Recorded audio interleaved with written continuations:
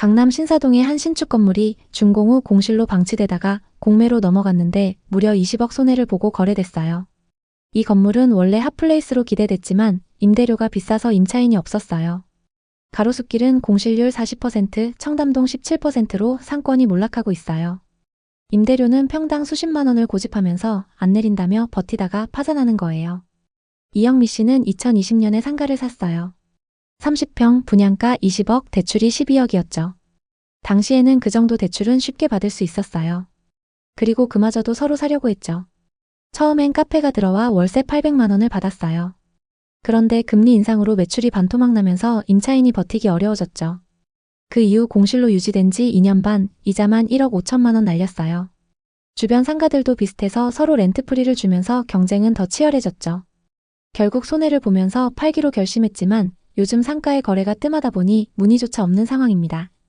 지금 우리나라, 특히 서울 강남권의 상가시장은 얼마나 깊은 절망의 구렁텅이에 빠져 있을까요? 제가 오늘 여러분께 들려드릴 이야기는 단순한 통계나 뉴스 모음이 아니에요. 직접 부동산 투자에 뛰어들었다가 피눈물 흘리며 실패한 실제 경험들을 바탕으로 한 내용입니다. 상가 공실이 어떻게 투자자들을 악몽 속으로 몰아넣고 있는지 말씀드리겠습니다. 이 영상을 보시고 나면 여러분도 상가 투자에 대해 다시 한번 깊이 생각하게 되실 거예요. 먼저 서울의 상황부터 천천히 짚어보죠. 서울의 다른 지역들도 거의 다 마찬가지지만 특히 강남의 경우는 상가 공실이 유독 많아지고 있어요. 강남구, 서초구, 송파구 같은 곳들을 걸어보시면 알겠지만 번화한 거리 한복판에 임대라는 스티커가 붙은 상가들이 줄지어 있어요. 건물 1층 전체가 비어있고 그 스티커가 햇빛에 발해서 누렇게 변한 채로 몇 달, 아니 몇 년째 방치된 곳들이 수두룩하죠. 왜 이런 일이 벌어지는 걸까요? 가장 큰 이유는 임대료가 터무니없이 비싸기 때문이에요. 상인들이 장사를 해서 이익을 낸다 해도 그 이익으로 임대료를 내고 직원이나 알바 비용을 주고 나면 남는 게 거의 없어요. 재료값은 하늘 높은 줄 모르고 치솟고 임대료는 해마다 오르고 인건비도 매년 상승하니까요. 결국 상인들은 버티지 못하고 혼자 운영하는 1인 가게로 전환하거나 아예 폐업을 선택하게 돼요. 제가 아는 한 상인분은 강남 논현동에서 작은 카페를 운영하시다가 임대료가 월 800만 원을 넘어서면서 이제는 커피 몇백 잔 팔아도 이익이 안 남아요 라고 하시며 문을 닫으셨어요. 이런 사례가 한두 곳이 아니에요. 강남의 상가들은 마치 도미노처럼 하나둘 무너지고 있어요. 강남은 지금 아파트값만 비싸게 버티고 있을 뿐 상가 쪽은 공실 상황이 너무나 심각해요. 예를 들어 강남구 역삼동의 대형 상가는 준공 후 3년째 공실 상태예요. 한두 개 상가가 아니라 건물 1층 전체가 비어있고 임대 마크가 붙어 있는 거예요. 신사동의 가장 핫한 상권에 있는 메인 상가도 준공 4년째 공실이에요. 지하 1층부터 1층, 2층까지 임대 스티커가 붙어 있는데 그 색이 이미 발해서 오래된 느낌이 들죠. 아파트 단지 상가들도 마찬가지예요. 1층은 부동산 중개소들로 꽉 차 있지만 이는 아파트 거래만 그나마 돈이 된다는 뜻이에요. 다른 상점들은 돈이 안 돼서 들어오지 않는 거죠. 대형 아파트 단지의 상가 공실이 많은 이유는 접근성 문제도 커요. 각 아파트 단지마다 펜스를 쳐놔서 외부인이 이용하기 어렵고 단지 내부 주민들만으로는 타산이 맞지 않아요. 직접 임장을 다녀보니 이런 상가들은 마치 고립된 섬처럼 느껴지더라고요.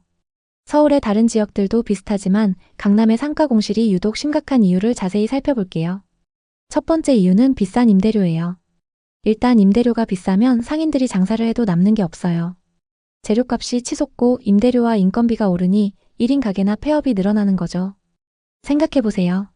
서울 인구가 1000만 명 아래로 떨어진 지 오래됐고 출산율은 0.6명대예요. 상가 공급은 많아지는데 경쟁력을 갖추려면 임대료가 내려가야 하는 게 경제의 기본 원리잖아요. 그런데 건물주들은 내 건물은 특별해 하면서 임대료를 올리니 공실이 생길 수밖에 없어요. 이게 경제 논리를 무시한 결과예요. 임대료 상승의 원인은 건물의 수익률 때문이기도 하고 신규 건물 분양가가 너무 비싸기 때문이에요. 땅값이 비싸서 상가 분양가는 평당 1억 2억은 기본이에요. 15평 상가를 하나 분양받으려면 20억 이상 들어가요. 이걸 현금으로 사는 사람은 거의 없고 70~80% 대출받아서 사죠. 그러면 은행 이자만 엄청나요. 이자를 커버하려면 임대료를 비싸게 책정할 수밖에 없어요. 20평대 김밥집이라도 1층은 월 임대료가 7~800만 원이에요. 그래서 강남에 김밥집이 사라지고 카페나 빵집이 들어오는데 그마저도 좁아서 손님들이 안 가요. 이게 악순환의 고리예요. 전체 상가의 영업 패러다임이 바뀌고 있어요. 김민준 씨도 2018년쯤 부동산 투자에 처음 뛰어들었어요. 주변에서 강남 상가를 사면 평생 먹고 산다는 소리가 들려오니까 탐욕에 눈이 멀었죠. 본인 돈 5억에 대출 10억을 끌어 강남 역삼동에 20평 상가를 샀어요. 분양가는 15억이었어요. 위치가 핫플레이스라 대박이라고 생각했어요. 이자만 매달 300만 원 이상 나가는데 임대료로 커버될 거라 믿었어요. 처음엔 카페 임차인이 들어와 월세 500만 원을 받았어요. 그런데 코로나가 터지면서 유동 인구가 뚝 떨어졌어요. 임차인이 임대료를 밀리다 결국 나가버렸어요. 2년 공실 동안 이자만 거의 1억, 관리비와 세금을 합쳐 엄청난 손실이 났죠. 밤에 잠 못 이루고 가족한테 미안했어요. 결국 매매로 내놨는데 제값을 받기도 힘들어요. 이 실패가 민준 씨 인생의 전환점이 됐어요. 이제 강남 상가 공실의 두 번째 이유, 소비 위축을 자세히 풀어보겠습니다. 우선 주거비용 증가의 영향이 매우 큽니다. 아파트 대출과 월세, 자녀 학원비, 생활비가 소득 증가를 앞지르니 지갑이 다치게 됩니다. 부동산 자산가들은 근로소득 외에도 자산소득이 있지만 그렇지 않은 사람들은 주거비용조차 부담됩니다. 그러다 보니 점점 고가의 지출부터 줄이게 되는 거죠. 하다못해 회식 장소와 모임 장소도 고급 레스토랑, 스크린 골프장에서 좀 더 저렴한 곳으로 바뀌고 있죠. 또 쇼핑과 외식도 자연스럽게 줄었습니다. 이 때문에 상가들이 점점 문을 닫게 되는 겁니다. 세 번째 이유는 오프라인에서 온라인으로의 완벽한 전환이에요. 쿠팡, 컬리, 테무 이용자가 많아 오프라인 상가의 필요성이 줄어들었어요. 장사하는 사람들조차 온라인으로 사업을 전환하다 보니 자연스럽게 상가 공실이 많아지게 된 거죠. 고금리 시대의 건물주들은 이자 부담으로 버티기 힘들어지고 있습니다. 금수저나 다이아 수저가 아닌 이상 대부분 건물을 살 때 대출을 받아서 사기 때문에 점점 더 어려운 상황입니다. 최근 들어 강남 상가 공실이 폭증하고 있습니다. 충격적인 거래도 있는데요. 강남 신사동의 한 신축 건물이 준공 후 공실로 방치되다가 공매로 넘어갔는데 무려 20억 손해를 보고 거래됐어요. 이 건물은 원래 핫플레이스로 기대됐지만 임대료가 비싸서 임차인이 없었어요. 공실률이 20%를 넘은 강남 전체에서 이런 사례가 쏟아지죠. 가로수길은 공실률 40%, 청담동 17%로 상권이 몰락하고 있어요. 강남역 인근 상가도 공실 폭탄인데 임대료는 평당 수십만 원을 고집하면서 안 내린다며 버티다가 파산하는 거예요. 논현역 주변의 상가들은 공실률 21%, 압구정은 12%예요. 이영미 씨는 2020년에 송파구 상가를 샀어요. 30평, 분양가 20억, 대출이 12억이었죠. 당시에는 그 정도 대출은 쉽게 받을 수 있었어요. 그리고 그마저도 서로 사려고 했죠. 처음엔 카페가 들어와 월세 800만 원을 받았어요. 그런데 금리 인상으로 매출이 반토막 나면서 임차인이 버티기 어려워졌죠. 그 이후 공실로 유지된 지 2년 반. 이자만 1억 5천만 원 날렸어요.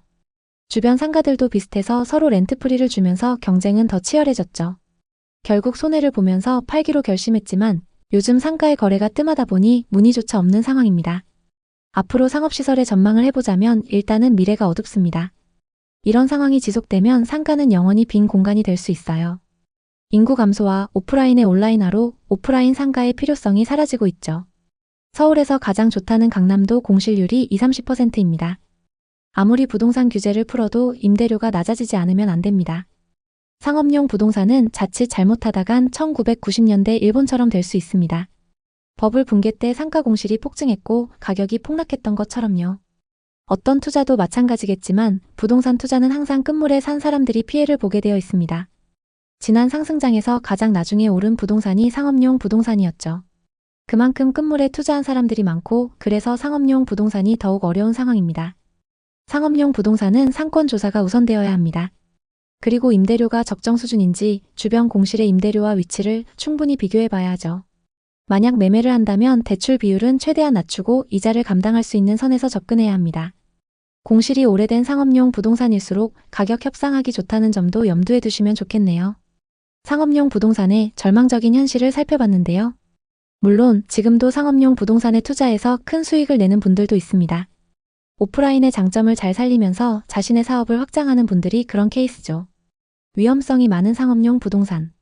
하지만 만약 여러분의 사업이 오프라인의 장점을 살릴 수 있고 수익률을 더 높여서 건물이나 상가의 가치를 높일 수 있다면 상업용 부동산을 적극적으로 고려해 보시는 것도 좋습니다. 혹시 이와 비슷한 부동산 고민을 하고 계신가요? 여러분의 이야기가 있다면 자유롭게 공유해 주세요. 당신의 경험이 누군가에게 큰 힘이 될 수 있습니다. 오늘의 이야기에 공감하셨다면 구독과 좋아요를 눌러주세요. 오늘도 시청해주셔서 감사합니다. 다음 편엔 더 좋은 내용으로 찾아뵙겠습니다.